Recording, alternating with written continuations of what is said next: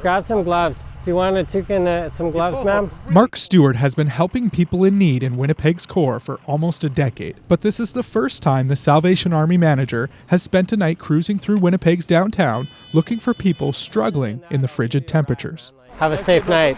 The Sally Ann acquired the decommissioned ambulance last month and was waiting a few more weeks for some mechanical work and to get Manitoba plates.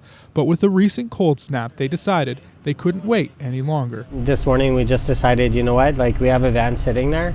If it's sitting there, let's just get it out on the road and see what we can do. At first, it's a pretty quiet night. The trio of volunteers offers a few rides, hands out some gloves, toques, and hand warmers. But just after midnight, they run into a woman on King and Sutherland in the North End. Do you want a coffee?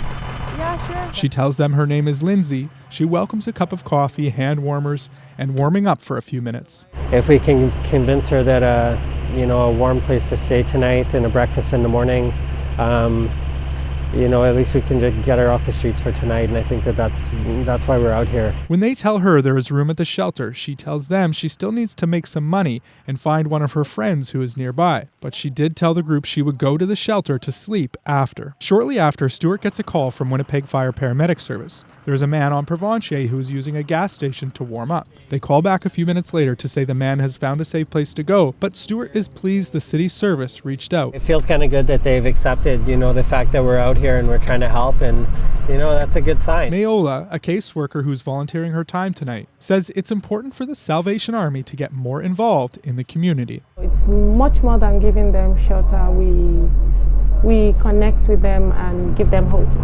Stewart says they plan to be out every night and that they'll be back out again this evening. The Salvation Army also wants to connect with other street patrols to ensure that they're not overlapping resources. Brett Purdy, CBC News, Winnipeg.